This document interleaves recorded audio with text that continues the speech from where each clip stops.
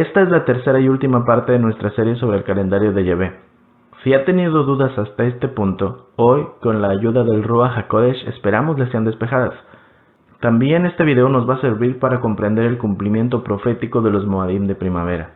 Si no ha visto las dos partes anteriores, le invito a que ponga en pausa este video y los vea, ya que partiremos de la idea de que usted ya conoce lo que hemos hablado anteriormente. Si ya los vio, es momento de iniciar. Así que abra su Biblia, haga sus apuntes y prepárese para aprender. Yo soy Eliud Emanuel Díaz y esto es la hora de la verdad.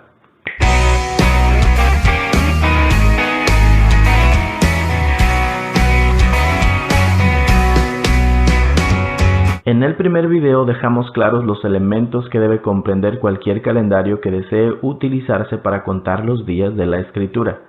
Número 1. El Sol, que nos sirve para contar la longitud de un día y su inicio al anochecer. Número 2. La Luna, que cuenta la longitud de un mes y su inicio con la conjunción lunar. Número 3. Las estrellas, que cuentan la longitud de un año. Número 4.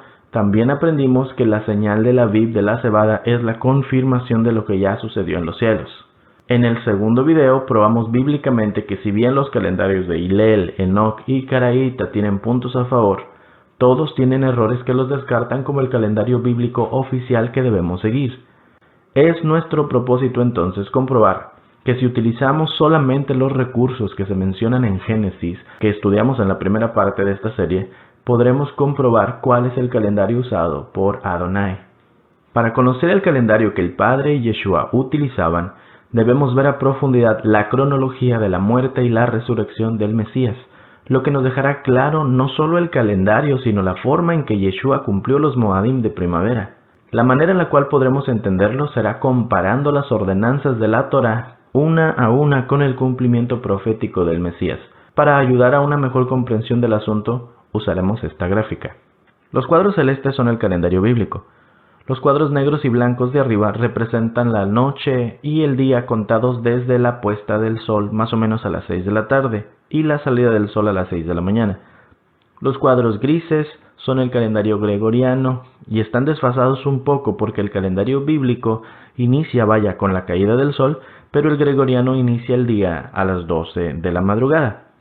Entonces, les adelanto que para llenar la gráfica no voy a ir en orden cronológico, sino que hasta que esté completa vamos a ver todo en orden y tendrá mucho más sentido. Empezamos entonces. El mes de Aviv. Éxodo 12 del 1 al 2 dice: Habló Yahvé a Moisés y a Aarón en la tierra de Egipto diciendo: Este mes les será por principio de los meses. Para ustedes este será el primero de los meses del año. Deuteronomio 16:1 dice: Observen el mes de Aviv y guarden Pesaj para Yahvé su Elohim, porque en el mes de Aviv Yahvé su Elohim los sacó de la tierra de Egipto en la noche. Entonces aquí tenemos nuestra gráfica. Lo que vamos a hacer es agregar el mes de Aviv. Ahí tenemos en las acotaciones mes de Aviv, lo que significa entonces que la línea de cuadros celestes no nada más es el calendario bíblico, pero es el calendario bíblico en el mes primero del año. Iniciaremos el conteo de las fechas en el día 10.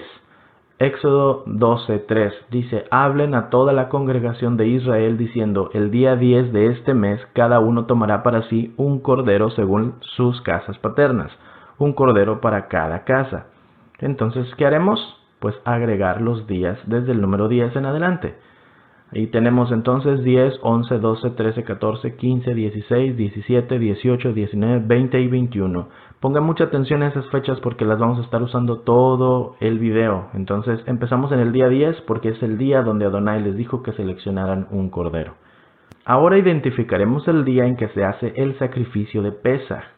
Levítico 23:5 dice: En el mes primero, a los 14 del mes, entre las 2 tardes, será la Pascua o el Pesaj de Yahvé. Entonces, tenemos nuestra gráfica, no la he modificado así como está. Avanzaremos y vamos a poner en morado el día del sacrificio de Pesaj. En un momento más lo voy a explicar más a profundidad, pero quiero que quede bien claro: Pesaj no es un día. Pesaj es un cordero. Lo explicaré en un momento más.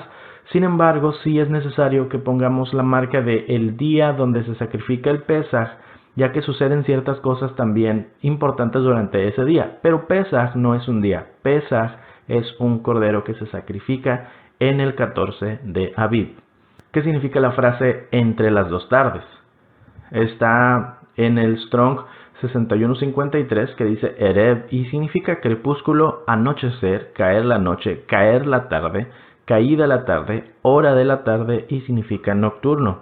Para los israelitas, entre las dos tardes significaba el punto entre la primera tarde, que eran las 12 de mediodía, y la segunda tarde, que son las 6 de la tarde, lo que significa que entre las dos tardes específicamente serían las 3 de la tarde. Tenemos nuestra gráfica como la dejamos hace un momento y le vamos a agregar aquí una flecha que dice sacrificio de Pesaj a las 3 de la tarde. Si mira la flecha tiene una línea. Esa línea es para que más o menos usted se dé la idea de en qué horario estamos. Recuerde, los cuadros negros son la noche iniciando más o menos a las 6 de la tarde. Los cuadros blancos son la mañana o el día iniciando más o menos a las 6 de la mañana. La línea va hasta arriba por causa de que ahorita vamos a llenar la parte de arriba de la gráfica y debe coincidir con la hora del sacrificio de Pesaj. Ahora veremos la semana de panes sin levadura. Levítico 23:6 dice, el día 15 del mismo mes, se refiere al primer mes, es la fiesta de los panes sin levadura para Adonai. Por 7 días comerán pan sin levadura. Entonces, volvemos a nuestra gráfica. Aquí está la fiesta de los panes sin levadura, una flecha continua desde el día 15 hasta el día 21. Puede contar 1, 2, 3, 4, 5, 6, 7 días completos del 15 al 21. Entonces, iniciando cuando el 14 termina e inicia el 15, justamente al caer el sol. Levítico 23:7 dice, el primer día habrá santa convocación, el primer día de la fiesta de los panes. Para ustedes no harán ninguna labor. Traerán una ofrenda de fuego al Eterno durante 7 días. El séptimo día habrá santa convocación, no harán ninguna labor. Volvemos a la gráfica. Aquí está lo que ya teníamos. Lo que simplemente vamos a hacer es agregar los días que se llaman santa convocación. El 15 y el 21. Se fija que está en rosa. Eso es importante por causa de que esos días se van a considerar como si fueran un Shabbat. No importa qué día de la semana caigan, el 15 y el 21, el primero y el último día de la fiesta de los panes sin levadura son Shabbat. No se hace ninguna labor como si cualquier otro Shabbat regular, sin embargo estos caen en cualquier día de la semana. Entonces, el 15 y el 21 son santa convocación. Esos días son esenciales para comprender todo lo que estamos haciendo. Avancemos. Ya que establecimos lo anterior, vamos a las indicaciones de Yahvé respecto de cómo se hace el Pesaj. Éxodo 12:3 dice, hablen a toda la congregación de Israel diciendo, en el 10 de este mes tómese cada uno un cordero según las familias de los padres, un cordero por familia. Mas, si la familia fuere tan pequeña que no baste para comer el cordero, entonces él y su vecino inmediato a su casa tomarán uno según el número de las personas conforme al comer de cada hombre. Harán la cuenta sobre el cordero. El animal será sin defecto, macho de 1 año, lo tomarán de las ovejas o de las cabras, y lo guardarán hasta el día 14 del mes, y lo inmolará toda la congregación del pueblo de Israel entre las 2 tardes, es decir, a las 3.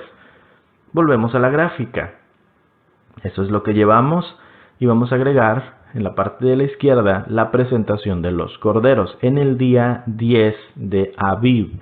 Dice la escritura, lo acabamos de leer, que del día 10 en adelante hasta el día 14, por los 4 días se iba a estar inspeccionando el cordero, y luego el 14 toda la congregación inmolaría el cordero.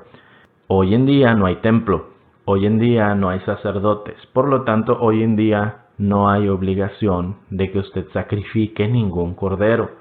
No permita que alguien venga y le diga, aquí vamos a hacer el sacrificio, al menos simbólico. No podemos, por causa de que eso es algo que solo los sacerdotes levíticos podían hacer. Entonces, hasta que haya templo y hasta que haya sacerdocio levítico, se vuelven a hacer los sacrificios. ¿Puede usted comer cordero? Sí, sí puede. ¿Cómo no? Puede comer cabrito, puede comer un becerro, puede comer hasta pollo. Hay gente, por ejemplo, el ceder de Pesaj, comen las diferentes panes y comen hasta un huevo y no sé qué más otras cosas. La gente lo hace porque es simbólico, es un memorial. Entonces, lo que no se debe hacer es el sacrificio. No podemos hacer un sacrificio. Recordar, claro que sí, es bueno recordar, pero no tenemos la autoridad para hacer los sacrificios, ¿ok?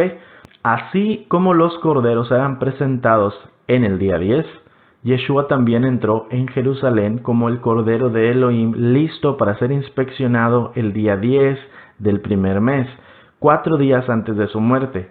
Pero para comprobarlo, primero vamos a ver esto. Juan 12:1. 6 días antes de Pesach, Yeshua vino a Betania, donde vivía Eleazar, significa Lázaro, para que sepa que realmente se llamaba Eleazar, el hombre que Yeshua había levantado de entre los muertos, y dieron una cena en honor a él. Lo que está en amarillo es muy importante, 6 días antes de Pesach. Entonces, tenemos que aprender a buscar en la escritura las fechas, porque vaya que va a encontrar fechas que ni le había puesto atención antes. Esto es importante, 6 días antes de Pesach, Yeshua estaba en Betania. Y luego vemos en el 12:12, al día siguiente, se fija que estábamos en el capítulo 12:1, bueno, 12:12, al día siguiente, cuando oyeron que Yeshua venía a Jerusalén, la gran multitud que había venido a la fiesta de los panes sin levadura, ya estaban congregándose, recuerden, son fiestas de peregrinación, tomó ramas de palmera y salió a recibirlo. Y lo aclamaban a gritos, diciendo, Hosana, bendito el que viene en el nombre de Yahweh, el Rey de Israel.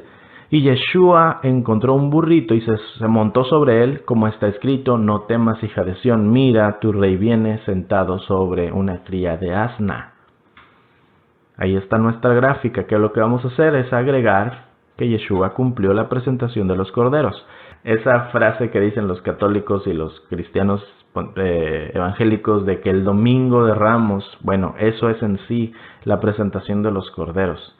Y vamos a aprender si realmente cayó en un domingo o no cayó en un domingo. Pero entonces ya empiece a ver usted, si viene del cristianismo, una diferencia entre lo que hemos aprendido y lo que la escritura realmente dice. ¿Ok? En un momento más veremos si realmente es un domingo. Pero por ahora sepa que en realidad lo que estaban haciendo era la presentación de los corderos. No es que estaban todos reunidos ahí porque sí, no es que simplemente pasó un día cualquiera y de repente la gente lo siguió. La gente ya estaba en Jerusalén y venían con sus corderitos porque iban justamente a que los sacerdotes los inspeccionaran. Entonces, como Yeshua es el cordero, también dijo, yo debo ir a presentarme para ser inspeccionado. Entonces todo esto lo vemos que sucedió al día siguiente de que Yeshua estuvo en casa de Lázaro. Y dice que ahí fue 6 días antes, entonces ahora son 5 días antes. Y depende de cómo cuente usted, los días que acabamos de mencionar pueden terminar el 14 a la hora del sacrificio o al caer el sol cuando justamente está iniciando el 15. Lo que podemos decir con certeza es que Yeshua cumplió el mandamiento de la presentación de los corderos y la profecía de que entraría en un asno. Lo que ahora vamos a averiguar es cuándo se hacía la cena de Pesaj, y esto es esencial para comprender toda la cronología de la muerte y la resurrección de Yeshua, ya que determinar la cena erróneamente da lugar a creer cosas que sinceramente no son bíblicas, aunque están bien intencionadas. Como ejemplo, el pensar que Yeshua estaba cenando Pesaj esa última noche. Éxodo 12:8. Y aquella noche comerán la carne asada al fuego y panes sin levadura, con hierbas amargas lo comerán. Y lo comerán así, ceñidos sus lomos, su calzado en sus pies y su bordón en su mano. Y lo comerán apresuradamente, es el Pesach de Yahvé. Y este día les será en memoria, un memorial, y lo celebrarán como fiesta solemne para Yahvé durante sus generaciones por estatuto perpetuo.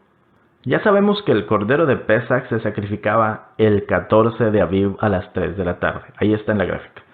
Eso significa que es imposible que se pudiera hacer la cena de Pesach antes de esa hora, ya que el cordero todavía estaría vivo. El siguiente punto que vamos a ver es que Pesach se debe comer con panes sin levadura y hierbas amargas, y en el verso 14 que leímos dice que se celebrará como una fiesta solemne. Y eso entonces debe mostrarnos algo más importante. El Pesach se mata el 14, pero se come cuando cae el sol, y el 14 se convierte en 15, al inicio de la fiesta de los panes sin levadura, porque solo existen 3 fiestas anuales. Entonces solo existe panes sin levadura, Shavuot y Sukkot. Pesach no es una fiesta, pero panes sin levadura sí, y dice ahí que debe celebrarse como una fiesta. Entonces lo que haremos es poner la cena de Pesach donde debe ir, justo aquí. Cena de Pesaj viene al caer el sol cuando el 14 se convierte en 15. Es simplemente ilógico pensar que la cena de Pesaj vendría antes del sacrificio de Pesaj, porque la cena de Pesaj era el cordero que se comían, entonces, y era ritualísticamente matado horas antes, así es que no se puede hacer la cena antes de que se esté haciendo el sacrificio. Debe ir en el momento del inicio de la fiesta de los panes sin levadura. Entonces debemos comprender también que los días inician al caer el sol, porque mire, este resultado que acabamos de poner aquí no podría darse si dijéramos que los días inician al amanecer, ya que por ejemplo el Pesaj se sacrifica el 14 de Aviv a las 3 de la tarde, y luego se come al anochecer antes de que amanezca. Si siguiéramos un calendario donde los días inician al amanecer, estaríamos diciendo que Pesaj se come cuando todavía es la noche del 14, y que la fiesta de panes sin levadura se inicia el 14 al anochecer, lo que contradeciría a Levítico 23 que dice que la fiesta inicia el 15. Por lo tanto, bíblicamente se comprueba que luego de matar el Pesaj, la noche que cae inmediatamente después es el inicio del 15 de Aviv. Es entonces imperativo que utilicemos un calendario que inicia los días al anochecer, ya que de otra forma las cuentas no saldrían correctas. Le doy más pruebas de que los días inician al anochecer. Éxodo 12:18. En el mes primero comerán los panes sin levadura desde el día 14 del mes por la tarde hasta el 21 del mes por la tarde. Los panes sin levadura deben comerse durante 7 días, incluido todo el día 21, hermanos. Así que para que así sea, debemos contar los días desde el anochecer en adelante. Por lo tanto, cuando dice que se comen desde el 14 por la tarde, se refiere al momento en el que cae el sol, y el 14 se convierte en 15. Si contamos 7 días completos desde ese momento en adelante, llegamos al 21 cuando oscurece e inicia el 22. Mire, ahí puse los números, puede usted notar que los días deben iniciar al caer el sol. Entonces viene un 1, que es la primera noche, y luego no puse número en el siguiente, pero es parte del 1. Luego el día 2 inicia al caer el sol, y el día 3, 4, 5, 6 y 7. El 21 se termina cuando cae el sol e iniciaría el 22, y así se cumplen 7 días y 7 noches completos de panes sin levadura. ¿Ok? Vamos a avanzar. Esto es bien importante. Lo dije al principio, ahora lo voy a explicar. Pesaj no es un día, Pesaj es un cordero. Antes de seguir avanzando debemos tener bien en cuenta esto, hermano. Es muy importante comprenderlo, ya que si seguimos diciendo que Pesaj es un día, entonces tenemos que preguntarnos ¿a cuál día nos estamos refiriendo? ¿Al 14 donde se sacrifica o al 15 donde se come? Y ahí es donde muchos patinan, hermano. Algunos se confunden porque no comprenden que el día inicia al anochecer, y otros porque le dicen día al Pesaj o semana de Pesaj. Eso es todavía peor. Cuando realmente, bíblicamente, Pesaj no es un día, es un cordero. ¿Ok? Si usted va a Google y pone Pesaj 2019, le van a salir con que es una semana. No, bíblicamente no es una semana, no es ni un día. Pesaj es un cordero. ¿Ok? Éxodo 12:21. Dice, Moisés convocó a todos los ancianos de Israel y les dijo, tomen o compren para ustedes una oveja del rebaño para sus familias y sacrifiquen la ofrenda de Pesaj. Éxodo 12:27. Dirán, es una ofrenda festiva de Pesaj para el Eterno, quien salteó las casas de los hijos de Israel en Egipto cuando golpeó a los egipcios, mas salvó nuestras casas, y el pueblo postró sus cabezas y se inclinó. Por lo tanto, Pesaj se sacrifica el 14 y se cena el 15. Números 28:16. Pero en el mes primero, a los 14 días del mes, será el Pesaj de Yahvé. Y a los 15 días de este mes, la fiesta solemne, por 7 días se comerán panes sin levadura. El primer día será santa convocación, ninguna obra de siervos harán. ¿Recuerdan? Eso es lo que habíamos visto, eso es lo que ya explicamos. Se cena, obviamente, al inicio de la fiesta. Por eso se dice que se va a conmemorar como una fiesta solemne, no porque Pesaj sea una fiesta, sino porque se come la cena de Pesaj cuando inicia la fiesta de los panes sin levadura. Aquí está nuestra gráfica, no la hemos modificado, esto es lo que llevamos hasta este punto, ¿ok? Lo que vamos a hacer ahora es seguir avanzando y vamos a hablar de primeros frutos. También se le conoce como Yom Bikurim y también se le conoce como el Día de las Primicias. Levítico 23:10. Cuando hayan entrado en la tierra que yo les doy y cieguen su mies, traerán al sacerdote una gavilla por primicia de los primeros frutos de su siega. Y el sacerdote mecerá la gavilla delante de Yahvé para que sean aceptos. el día siguiente del día de reposo la meserá. Yeshua cumplió el Moadim de primeros frutos en el día de su resurrección. 1 Corintios 15:20. El caso es que el Mesías sí resucitó de entre los muertos como primicias de los que durmieron. Mucha gente se confunde tratando de determinar el día de las primicias. Sin embargo, es bastante sencillo. El día de primeros frutos es el día después del Shabbat semanal durante la fiesta de los panes sin levadura, es decir, el sábado cuando cae el sol, el primer día de la semana, pero nada más durante la fiesta de los panes, no todos los primeros días de la semana, solamente durante la fiesta. Hay personas que guardan el Moadim de primeros frutos el día 16 de Aviv, es decir, el día después del primer día de la fiesta de los panes sin levadura, argumentando que ese día 15 pues es un Shabbat, porque es un Shabbat alto, como ya lo vimos. Pero eso, al decir eso, contradicen la Escritura, ya que la Biblia nunca le da fecha específica a Yom Bikurim. Más importante aún es que si nosotros seguimos esa idea errónea, haremos que Shavuot, que viene 50 días después, inicie en un día que no es el primero de la semana, y eso también contradice la Escritura, que dice que debe ser el día después del séptimo Shabbat desde primeros frutos. Levítico 23:15.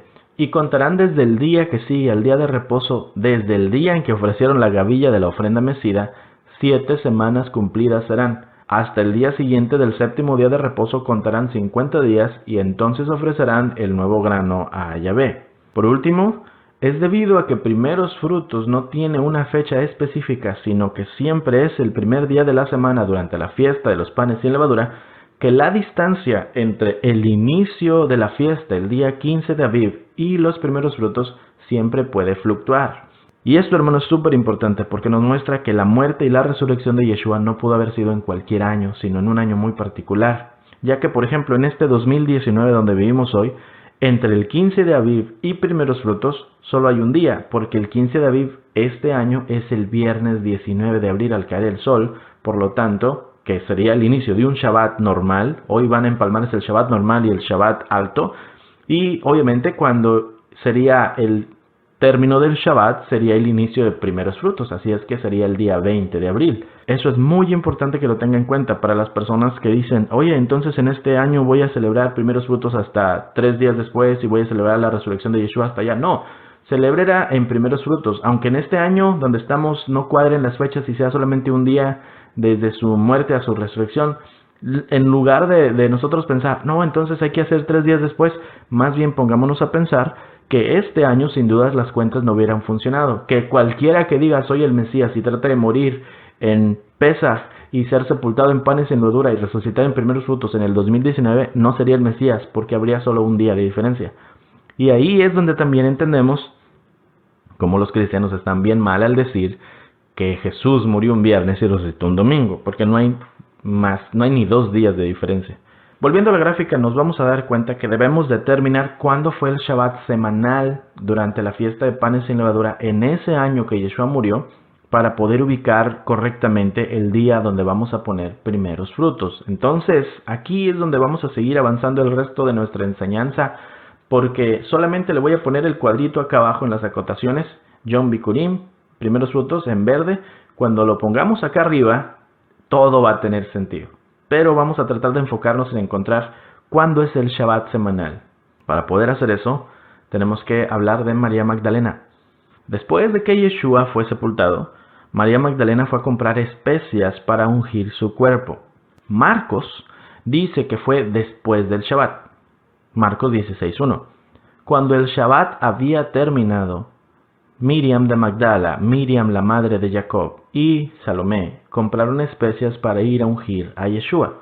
Pero Lucas dice que las compraron antes del Shabbat. Lucas 23:54. Era el día de la preparación y un Shabbat estaba por comenzar. Las mujeres que habían venido con Yeshua de Galilea le siguieron, vieron el sepulcro y cómo su cuerpo había sido puesto. Entonces regresaron a la casa y prepararon especias aromáticas y ungüentos. En Shabbat las mujeres descansaron en obediencia al mandamiento. Entonces realmente tienes que ponerte a pensar. ¿Acaso María dio 2 vueltas o compró las especias 2 veces antes y después del Shabbat? ¿O tal vez está la Biblia contradiciéndose a sí misma? Muchos van a pensar eso, pero no. Lo que sucede es que realmente Marcos y Lucas están hablando de dos Shabbat distintos. Vamos a la gráfica.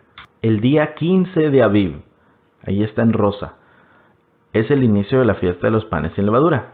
Y también es considerado un Shabbat. Se le llama Shabbat alto, como ya lo expliqué. Por lo tanto, las especias debieron haber sido compradas el día después del 15, pero antes del Shabbat semanal. ¿Ok? Entonces, Marcos dice que fue después del Shabbat, refiriéndose al día 15 de Aviv. Lucas dice fue antes del Shabbat, refiriéndose al día del Shabbat semanal. Todavía no sabemos cuándo es el Shabbat semanal, pero ya deberíamos tener en cuenta que las especias se compraron luego del 15 de Aviv. Aquí también se hace un problema cuando usted tiene una Biblia, que es una Reina Valera, con anotaciones que son de los editores de la Biblia, no son originales, y cada vez que le ponen un Shabbat le ponen aquí equivale a sábado, porque entonces va a pensar que siempre el Shabbat es un sábado, y no es verdad, no todos los Shabbats son sábado, y esto es bien importante que no se le olvide. Mire, no se alcanza a ver, pero tal vez ahí se viera arriba, no se va a alcanzar a ver. En Lucas 23:54, es más, lo puede usted buscar si tiene su Biblia por ahí, y si tiene notas se va a dar cuenta. Dice, se lo voy a leer, dice, era el día de la preparación y estaba para comenzar el día de reposo, asterisco. Y me voy hasta mero abajo y dice, aquí equivale a sábado. No se alcanza a ver, me encantaría que pudiera verlo. Pero aquí está abajo, aquí dice, aquí equivale a sábado. Sin embargo, ese día de la preparación y el Shabbat que estaba por comenzar no era el sábado, no era un viernes y un sábado, era, bueno, otro día. Pero lo vamos a explicar. Entonces no se deje llevar por lo que dicen las anotaciones, porque entonces va a caer en unos errores graves de doctrina. Vamos a seguir estudiando. Bueno, pues tras ese pequeño paréntesis, sepamos entonces que las especias se compraron después del día 15 de Aviv, que es el Shabbat alto de panes sin levadura, pero antes del Shabbat semanal. Muy importante que sí lo tenga bien en cuenta, porque lo que sigue ahora es saber entonces cuánto tiempo pasó desde el Shabbat alto del 15 de Aviv y el Shabbat semanal, por causa de que tenemos que saber cuándo es el Shabbat semanal y todavía no sabemos. Y para esto vamos a estudiar la señal de Jonás. Mateo 12:40. Porque como estuvo Jonás en el vientre del gran pez 3 días y 3 noches, así estará el Hijo del Hombre en el corazón de la tierra 3 días y 3 noches. Jonás 1:17. Pero Yahvé tenía preparado un gran pez que tragase a Jonás, y estuvo Jonás en el vientre del pez 3 días y 3 noches. Yeshua dijo que él estaría en el corazón de la tierra 3 días y 3 noches. Y usó una frase que Jonás también usa y la equipara al Seol, es decir, el lugar de los muertos. La frase era en el corazón de la tierra. Jonás dice esto, Jonás 2:2. En mi angustia clamé a Adonai y él me respondió. Desde el seno del Seol pedí auxilio y tú escuchaste mi voz, pues me habías echado a lo profundo en el corazón de los mares, y la corriente me envolvió, todas tus encrespadas olas y tus ondas pasaron sobre mí. La frase en el corazón de la tierra o en el corazón del mar se refiere al lugar de los muertos. Entonces quiere decir que Yeshua estuvo muerto y estuvo sepultado. También al Seol se le dice sepulcro, ¿ok? Yeshua también nos dice cuántas horas tiene un día. Juan 11:9. Yeshua respondió, ¿no hay 12 horas de luz en el día? Si una persona camina durante la luz no tropieza porque ve la luz de este mundo. Si la luz del día dura 12 horas, entonces la oscuridad también debiera durar 12 horas. Lo que significa que el Mesías debía estar sepultado 72 horas completas. Y tienen que cumplirse todas, porque la palabra dice que resucitaría después de 3 días y 3 noches. Marcos 8:31. Y comenzó a enseñarles que le era necesario al Hijo del Hombre padecer mucho y ser desechado por los ancianos, por los principales sacerdotes y por los escribas, y ser muerto y resucitar después de 3 días. La clave es la palabra después. No dice al tercer día, dice después de 3 días. Ahora tenemos que preguntarnos, ok, son 72 horas y después de eso resucita, pero ¿cuándo inicia en el conteo de las 72 horas? Bueno, inicia cuando lo rechazan, cuando lo matan y cuando lo sepultan. De ahí en adelante, en el momento en el cual el cuerpo de Yeshua toca el fondo de esa tumba, se empiezan a contar 72 horas. Son 72 horas completas desde su sepultura, no lo olvide. Un paréntesis. El hecho de que lo hayan rechazado y que sea justamente el rechazo y todo lo demás el inicio del conteo antes de que tenga que resucitar, pues nos hace ver en otra luz pasajes como el de Juan 1:11, donde dice: a lo suyo vino y los suyos no le recibieron. ¿No lo cree? Por causa de que pensamos que ahí se refiere a los judíos. Pero oiga, los judíos andaban atrás de Yeshua. Los judíos eran la gente a quien él estuvo predicando por mucho tiempo. Entonces no podemos decir, los judíos no lo quieren, por eso se fue a los gentiles. No es verdad. Cuando la Escritura dice a lo suyo vino y los suyos no le recibieron, pues se confirma con Marcos 8:31, porque los suyos eran los maestros de la Torá. Ellos son los que no le recibieron. Entonces él se fue a los menospreciados, pero no digamos que cuando dice a lo suyo vino se refiere a los judíos. No, se refiere a los maestros de la Torá. La señal de Jonás debe contarse desde que el Mesías fue puesto en el corazón de la tierra, como dijimos, desde que es sepultado. Y va a durar 72 horas, 3 días y 3 noches completos, y entonces viene la resurrección. Vamos a poner la señal de Jonás en nuestra gráfica. Aquí está. Quiere decir que el Mesías debe estar sepultado desde que inicia el primer día de la fiesta de panes sin levadura, el día 15, todo el 16, todo el 17, ¿ok? Yeshua dijo, hermano, que hay 12 horas en el día. Entonces, como son 3 días completos los que deben contarse, lo que haremos es comprobar si hay 3 periodos de luz completos en esos 3 días desde su muerte y su sepultura. Así es que el día 15 es el primer periodo de 12 horas de luz. Aquí lo tenemos. El día 16 es el segundo periodo de 12 horas de luz. Aquí está. Y el día 17 es el tercer periodo de 12 horas de luz. Entonces, simplemente multiplique 36 por 2 y son 72 horas. En la señal de Jonás, sin dudas, debe haber 3 periodos de 12 horas de luz. Y luego el Mesías debe resucitar, pero todavía no sabemos la hora. Para eso tenemos que ver la semana actual. Yeshua fue sepultado antes del Shabbat. Lucas 23:52 dice: este fue a Pilato y le pidió el cuerpo de Yeshua, está hablando de José de Arimatea, y bajándole le envolvió en un lienzo de lino y le puso en un sepulcro excavado en la roca, donde nadie había sido puesto todavía. Era el día de la preparación y estaba por comenzar el Shabbat. A primera vista podríamos pensar que ese es el Shabbat semanal, pero estaríamos equivocados, ya que María Magdalena fue a la tumba 3 días y 3 noches después y apenas era el día después del Shabbat, es decir, el primer día de la semana. Lucas 24:1. El primer día de la semana, muy de mañana, vinieron al sepulcro trayendo las especias aromáticas que habían preparado y algunas otras mujeres con ellas. Poniendo todo en orden, Yeshua fue puesto en la tumba cuando el 14 se terminaba. Cayó el sol e iniciaba el 15, justamente en coincidencia con la cena de Pesaj, al caer el sol del día 15. Entonces Yeshua es sepultado y en el día 15 completo es el primer día y la primera noche de la muerte de Yeshua y es un Shabbat alto. El día 16 es la segunda noche y el segundo día y también es el día antes del Shabbat semanal. Ese es el día cuando María compró las especias, ahí lo pusimos también en azul. El día 17 es la tercera noche y el tercer día desde la sepultura y es el Shabbat semanal, lo que hace que el día 10 también sea un Shabbat semanal, que es el día donde Yeshua entró a Jerusalén. Por lo tanto, el famoso Domingo de Ramos realmente no es un Domingo de Ramos, es un Shabbat.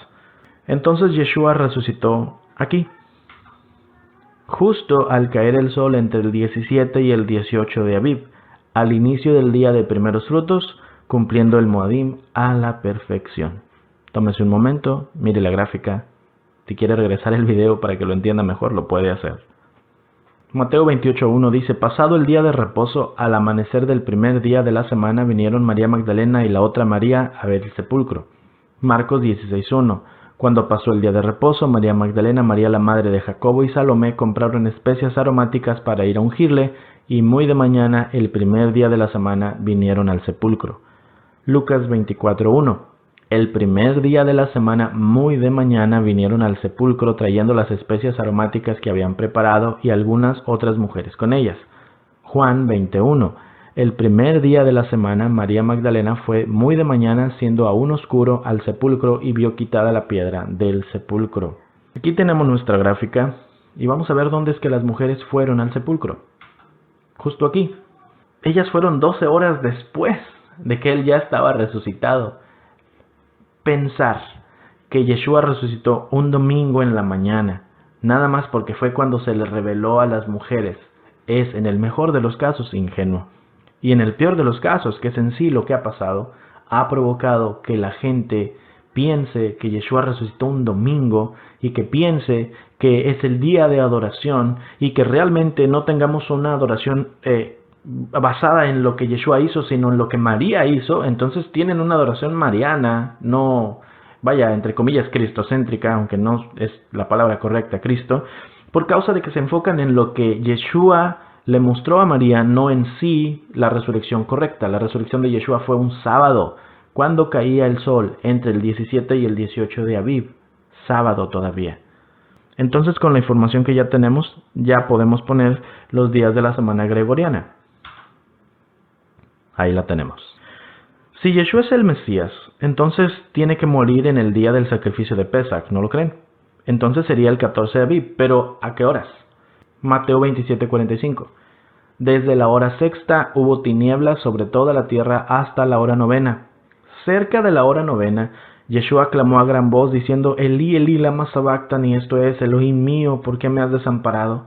Y Yeshua, habiendo otra vez clamado a gran voz, entregó el Espíritu. Entonces vemos aquí que Yeshua desde la hora sexta ya estaba en el madero y a la hora novena murió. Sin embargo, Juan dice que a la hora sexta a Yeshua apenas lo estaban presentando para enjuiciarlo. Juan 19:14. Era la preparación del Pesaj, y como la hora sexta, entonces dijo a los judíos Pilato, he aquí su rey, pero ellos gritaron, fuera, crucifícale, y Pilato les dijo, a su rey he de crucificar, y respondieron los principales sacerdotes, no tenemos más rey que César. ¡Qué hipócritas! Entonces, ¿por qué hay controversia entre Juan y Mateo? Una vez más, igual como Marcos y Lucas, ahora Mateo y Juan son los que se meten en un problema. Bueno, no hay controversia. Lo que sucede es que Juan no está usando el conteo de las horas hebreas, está usando el conteo romano, que inicia los días a la medianoche. Por eso es que cuando dice era la hora sexta, en realidad se refiere a la hora primera del calendario hebreo y serían las 6 de la mañana. Todo coincide con el arresto de Yeshua que sucedió en horas de la madrugada. Entonces, volviendo a la gráfica, si Mateo, Marcos y Lucas dicen que Yeshua murió a la hora novena, esas son las 3 de la tarde y coincide con el sacrificio de Pesaj. Pongámoslo en la gráfica. Yeshua murió justamente a la hora que estaban sacrificando los corderos de Pesaj, porque Él es el cordero de Pesaj. Y con eso también podemos ir un poquito más atrás, ya que ya podemos saber a qué horas arrestaron a Yeshua también. Yeshua fue arrestado en Getsemaní en la madrugada del 14 de Aviv. Mateo 26:47.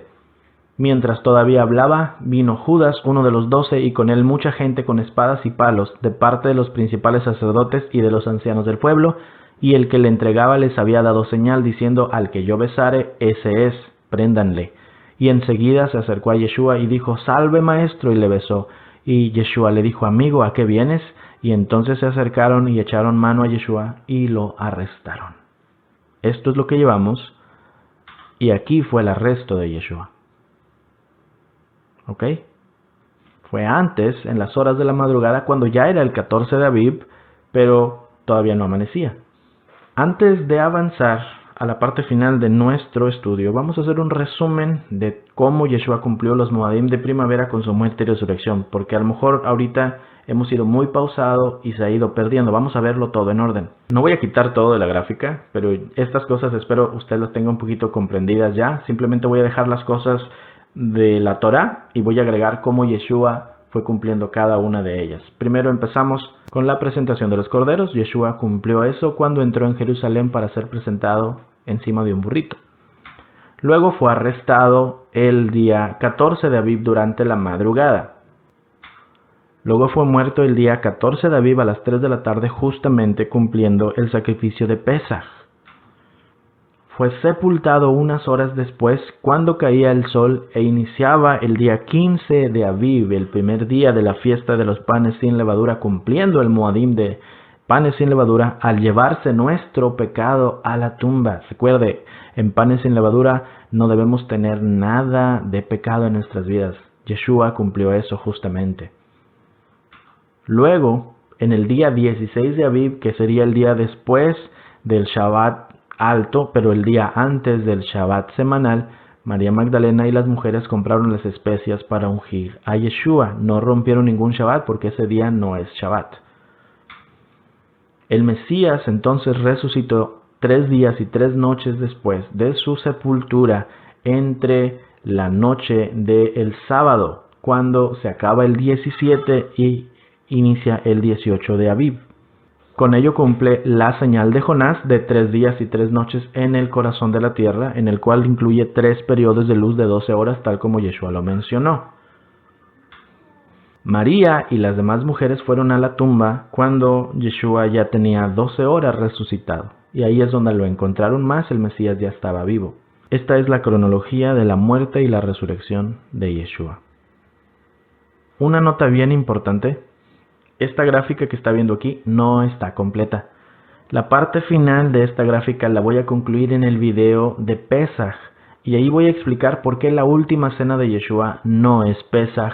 Por lo tanto, le pido que estudie muy bien este video y no se pierda el de Pesaj, que es el próximo, porque vamos a poner todo en orden. Ahora, yo creo que si usted es perspicaz, que creo que sí lo es, desde ahorita se da cuenta que realmente la última cena de Yeshua, como lo dije, no es un Pesaj, pero ya se lo comprobé prácticamente por causa de que Yeshua cenó con sus discípulos antes de ser arrestado. Entonces no sé si se ve el ratón por aquí, pero en esta parte justamente aquí, cuando el 14 inicia apenas, allí fue la cena de Yeshua. Yeshua no estaba cenando Pesaj cuando estaba cenando con sus discípulos, tampoco es la Santa Cena, tampoco es la misa, pero eso es tema para otro día, no me quiero desviar porque es un tema muy profundo por sí solo. Solo sepa que con la cronología correcta de la Escritura no podemos decir que la última cena de Yeshua era un Pesaj. Sí celebraba Pesaj, pero ese último año no lo hizo, aun cuando parezca que la Biblia dice que sí, realmente no. Ahora sí vamos a la parte final de nuestro mensaje. Vamos a hablar del calendario, porque acuérdense, todo lo que hemos estado viendo es para comprobar cuál calendario utilizaba Yeshua, ¿no? Algo esencial es tener en cuenta que Yeshua era el primero en puntualizar las tradiciones de los hombres que los fariseos y los demás líderes le agregaban a la Torá. Eso está más que dicho. Recuerde Marcos capítulo 7. Entonces, tenemos que concluir que el calendario que llevaban los judíos de su tiempo, no el de ahora, pero el del tiempo de Yeshua, sí estaba correcto, ya que si Yeshua hubiera visto que el calendario que seguían estaba equivocado, sin duda se hubiera tenido algo que decir. Sin embargo, no tenemos ningún registro de que él les mencionara nada. Pero obviamente este estudio no se basa en suposiciones, sino en escudriñar la palabra para sacar la conclusión correcta. Así que si logramos descifrar con exactitud el año en que Yeshua murió, además de la evidencia que ya hemos presentado del mes de Aviv, podremos saber la fecha exacta de su muerte y de su resurrección, no solo en el calendario bíblico, sino en el calendario gregoriano. Ya no nada más decir murió un miércoles y resucitó un sábado, pero la fecha específica, hermano. Y cuando tengamos esa fecha exacta, veremos qué estaban haciendo el sol, la luna y las estrellas en ese día, y entonces comprobaremos cuál es el calendario verdaderamente avalado por Yahvé.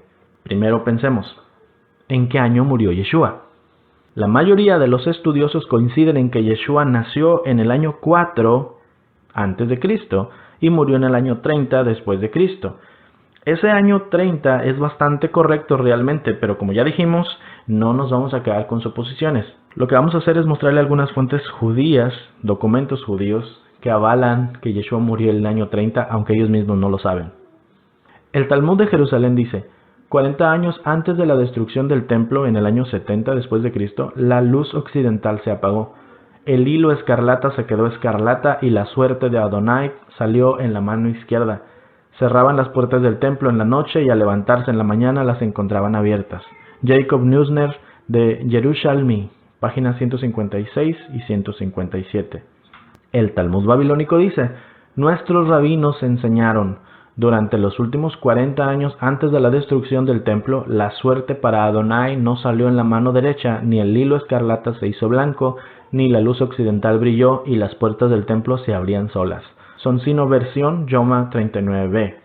Estos escritos hacen referencia a Yom Kippur, donde se hacía un sorteo para saber cuál de las dos cabras era para Yahvé y cuál era para Azazel.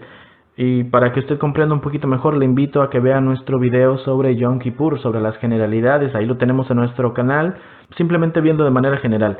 El sorteo se hacía seleccionando una piedra blanca y una piedra negra.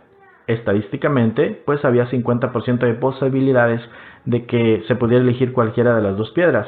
Y pues obviamente así sucedía históricamente.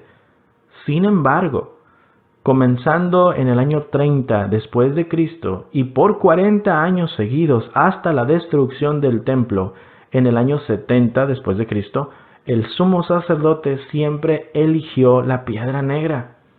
La posibilidad matemática de que eso sucediera es de 1 en 1 trillón. En otras palabras, prácticamente imposible. Eso sin dudas fue algo impactante para los líderes judíos y lo registraron en muchas fuentes. Adonai ya no estaba recibiendo el sacrificio de Yom Kippur y no entendían por qué.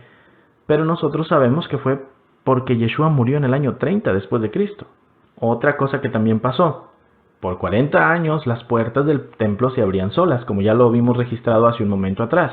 Yohanan ben Zakkai, líder de los judíos durante el tiempo después de la destrucción del templo en el año 70 después de Cristo, quedó registrado en el Talmud de Jerusalén diciendo esto: «Oh templo, ¿por qué nos asustas? Sabemos que terminarás destruido, porque se ha dicho, abre tus puertas, oh Líbano, para que el fuego devore tus cedros». Estaba citando Zacarías 11.1 en el Sota 6.3.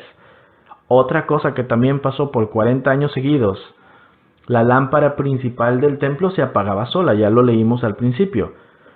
Por más de 12.500 noches seguidas, 40 años, la lámpara occidental de la menora del templo, que siempre debía estar encendida y que representaba la unción del Ruach HaKodesh sobre Israel, se apagaba sola, sin importar los esfuerzos de los sacerdotes para mantenerla encendida. Ernest Martin dice: «De hecho, se nos cuenta en el Talmud que al crepúsculo las lámparas que estaban apagadas durante el día, las 4 lámparas de en medio permanecían apagadas y las 2 del oriente estaban encendidas durante el día, eran encendidas con flamas de la lámpara occidental, que era la lámpara que nunca debía apagarse. Por esta razón, los sacerdotes guardaban reservas extras de aceite de oliva para asegurarse que la lámpara occidental, bajo cualquier circunstancia, siempre estuviera encendida». ¿Pero qué sucedió en los 40 años siguientes al año de que el Mesías dijo que el templo sería destruido? Cada noche por 40 años la lámpara occidental se apagaba, y eso a pesar de que cada noche los sacerdotes preparaban la lámpara de una forma especial para que se mantuviera encendida. Esto lo vemos en el significado del año 30 después de Cristo, Ernest Martin, Research Update, abril 1994, página 4. Y por último, el milagro más tremendo que pasó en esos 40 años. El hilo rojo no cambió a blanco. Todo estamos hablando de Yom Kippur. Este último milagro se trata de un hilo con el cual amarraban al cabrito que mandaban a Azazel, que se supone el motivador de los pecados, y lo aventaban a un despeñadero. Ese hilo lo amarraban a la puerta del templo y tenía como su fundamento Isaías 1.18. «Venid luego, dice Yahvé, y estemos a cuentas. Si sus pecados fueren como la grana, como la nieve serán emblanquecidos. Si fueren rojos como el carmesí, vendrán a ser como la blanca lana». Cada año ese hilo rojo se hacía blanco para significar que la expiación de Yom Kippur era aceptable ante Adonai. Eso sucedió anualmente hasta el año 30 después de Cristo, cuando comenzó a quedarse rojo y permaneció así por 40 años seguidos hasta la destrucción del templo en el año 70 después de Cristo. Eso sin duda era un desconcierto enorme, ya que significaba que Yahvé ya no estaba aceptando sus ofrendas expiatorias. El perdón de los pecados ahora venía por parte de alguien más, y nosotros sabemos que es Yeshua HaMashiach. He sido enseñado por mucho tiempo que por 40 años antes de la destrucción del templo, el hilo escarlata nunca se hizo blanco, sino que se quedó rojo. Babli Rosh Hashanah 31b. Entonces, ¿qué pasó en el año 30? Yeshua murió. Con la evidencia que ya hemos estudiado y con el conocimiento bíblico de que Yeshua vino a ser el sacrificio definitivo del Padre para perdón de los pecados, podemos decir con certeza que el Mesías fue muerto en el año 30 de la era cristiana. Ahora, teniendo eso resuelto, estamos ante la posibilidad de saber no solo el año, sino la fecha específica del calendario gregoriano en que Yeshua fue sacrificado, y de comprobar de una vez por todas cuál es el calendario que Yahvé utiliza. Si Yeshua murió en el año 30 después de Cristo, entonces solo es cuestión de alinear la fase de la luna con el primer día del mes en que Yeshua murió. Sabemos que Yeshua murió el día 14 del mes de Aviv y que ese día era un miércoles, ya lo vimos. Así que, si la luna nueva inicia con la conjunción, como vimos en el primer video, le invito a que lo vea si no sabe de qué estoy hablando, entonces debemos poder iniciar desde la conjunción, contar 14 días y caer en un miércoles. Si no caemos en miércoles, entonces quiere decir que el calendario que su servidor le ha estado diciendo que la Biblia avala y que habla del sol, la luna y las estrellas, pues es un calendario falso. Por otro lado, si se comprueba que Yahvé usó la conjunción lunar para determinar el primer día del mes donde Yeshua murió, entonces no hay por qué seguir discutiendo.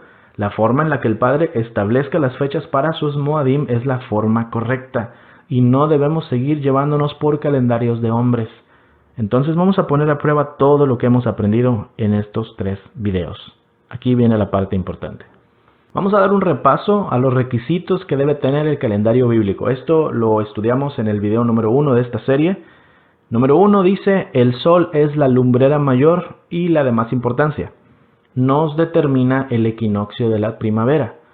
Si no hay equinoccio, no puede haber Pesaj.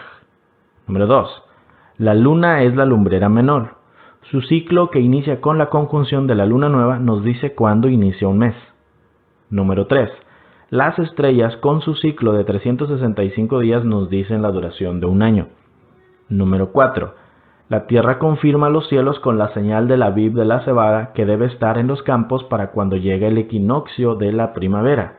Entonces lo que vamos a hacer en este momento será buscar la hora de la conjunción lunar que haga que Pesaj esté después del equinoccio de primavera y que produzca el Aviv de la cebada, justo como aprendimos en el primer video. Esto lo puede hacer usted entrando a una página de internet muy sencillo, busque timeanddate.com y ahí puede encontrar esto. Para agilizar un poquito todo, la conjunción lunar antes de la muerte de Yeshua, según timeanddate.com, fue el 22 de marzo del año 30 después de Cristo a las 7:29 de la noche. Puede comprobarlo por usted mismo. Entonces, vamos a poner a prueba el calendario bíblico. En esta gráfica puede ver usted que tenemos el mes de marzo y abril en las acotaciones. Marzo está en amarillo, abril está en rojo. El círculo negro es la conjunción lunar.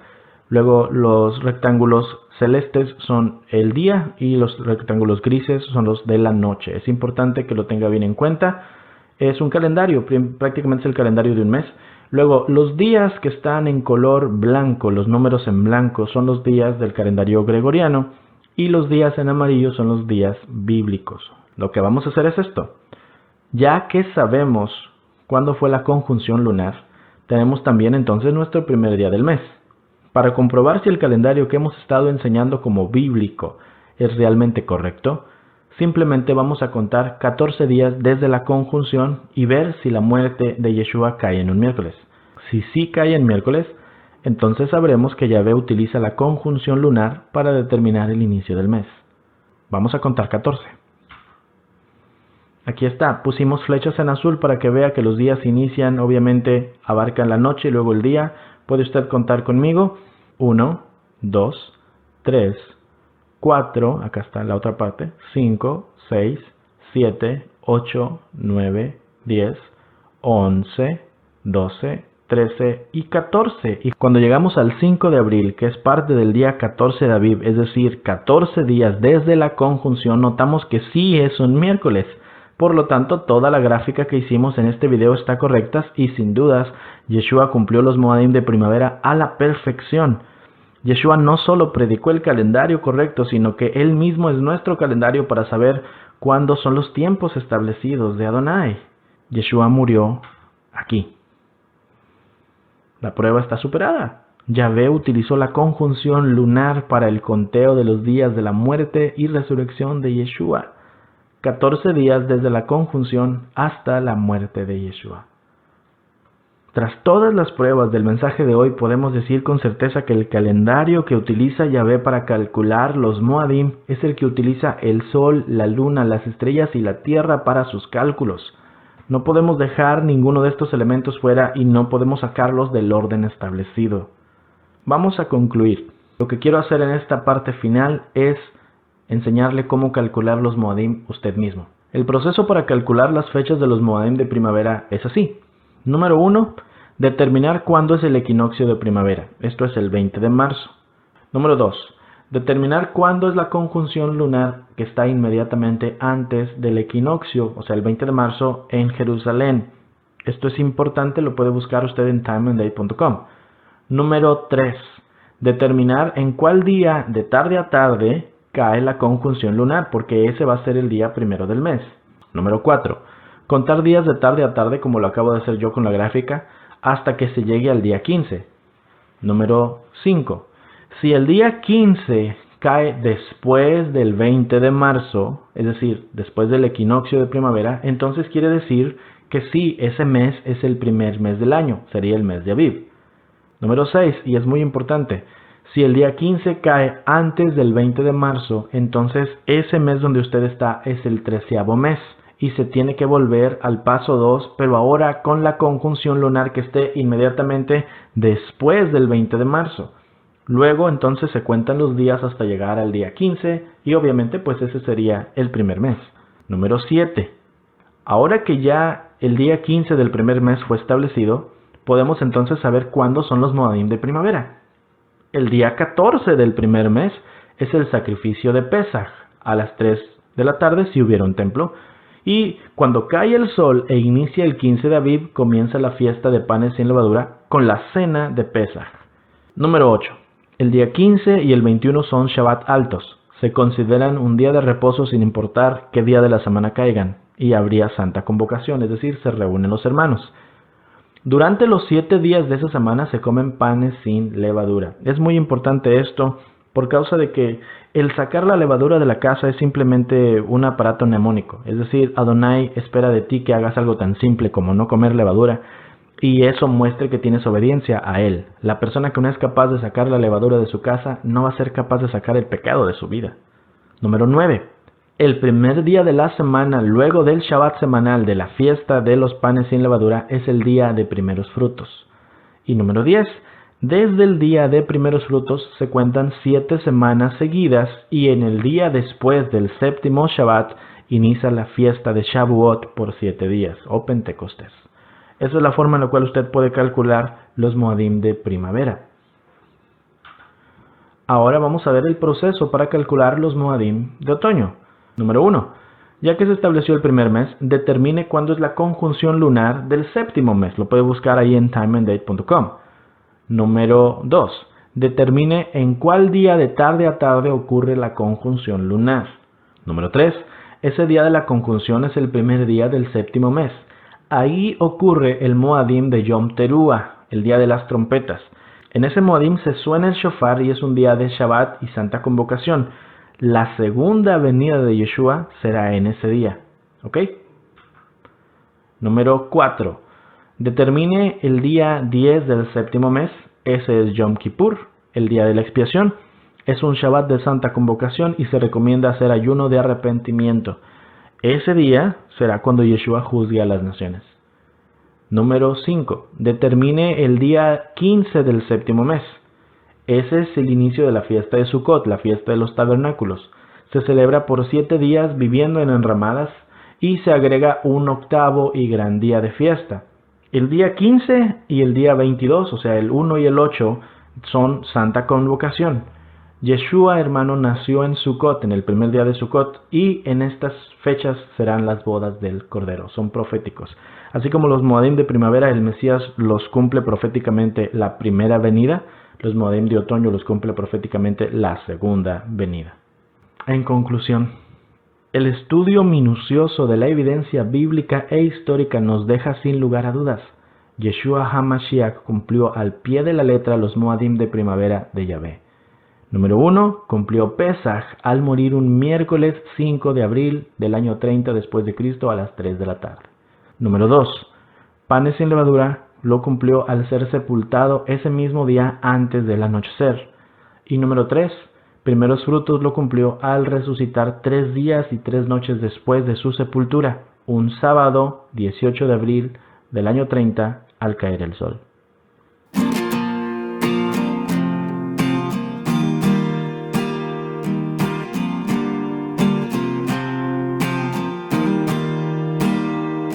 Te adoraré y te exaltaré cantando tu nombre, Yeshua HaMashiach.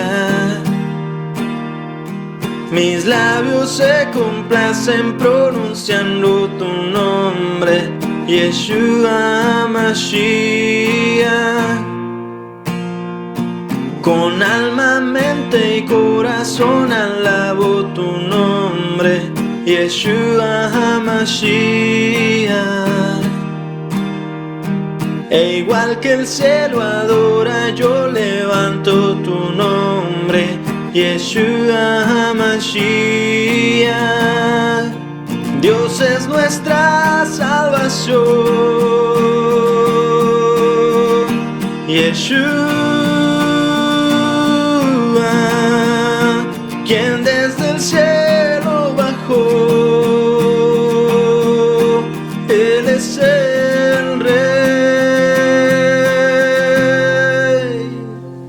Te adoraré y te exaltaré cantando tu nombre, Yeshua HaMashiach. Mis labios se complacen pronunciando tu nombre, Yeshua HaMashiach. No hay otro nombre bajo el cielo dado a los hombres, Yeshua HaMashiach, en quien podamos tener salvación, y ese nombre es Yeshua HaMashiach. Dios es nuestra salvación,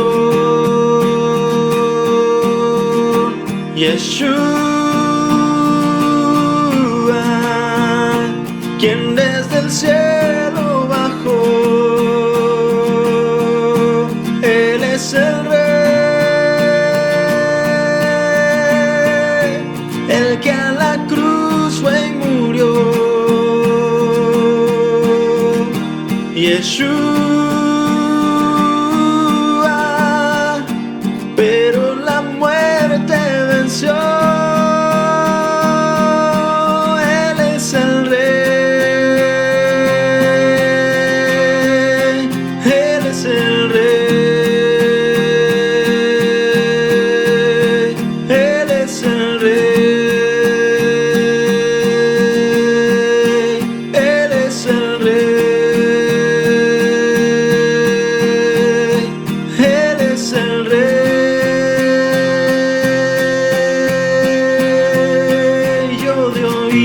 Te escuché, mas hoy mis ojos te miran, Yeshua HaMashiach. Y ante tu nombre toda la creación se arrodilla, Yeshua HaMashiach.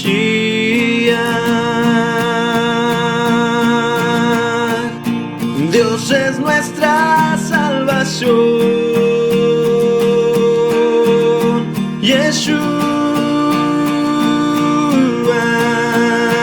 quien desde el cielo bajó. Él es el Rey, el que a la cruz fue y murió, Yeshua. Pero la muerte venció. Él es el Rey,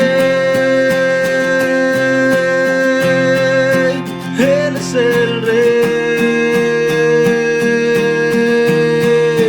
Él es el Rey, Él es el Rey, Él es el Rey.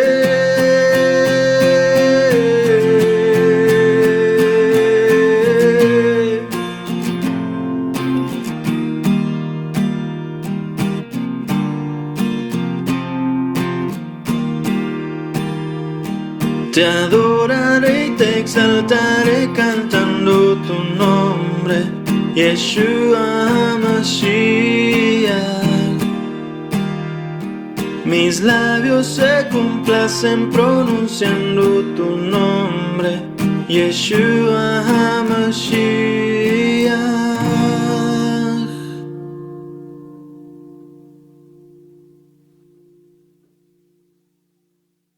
Muchas gracias por haber visto este video. Le pido que por favor le dé like, nos deje un comentario y lo comparta, pero sobre todo se suscriba a nuestro canal y active la campanita de notificaciones para que no se pierda los demás videos. Este en particular ha sido de uno de los más pesados para hacer, pero más gratificantes. Estoy seguro que Adonai tiene algo para usted, así como lo tuvo para mí. Por favor, estúdielo, vuelva a verlo y compárteselo a las personas que sabe que Adonai va a hacer algo en sus vidas. La muerte y la resurrección de Yeshua es uno de los eventos que la gente no tiene idea. Nada más decimos murió un viernes y resucitó un domingo, pero no hay 3 días y 3 noches ahí. Pero cuando ya lo ves a la luz de la Escritura, se te abren tus ojos y jamás puede ser igual. Gracias, estamos a sus órdenes. Mi nombre es Eliud Emanuel Díaz del Ministerio del Remanente de una Fe Inteligente. Shalom.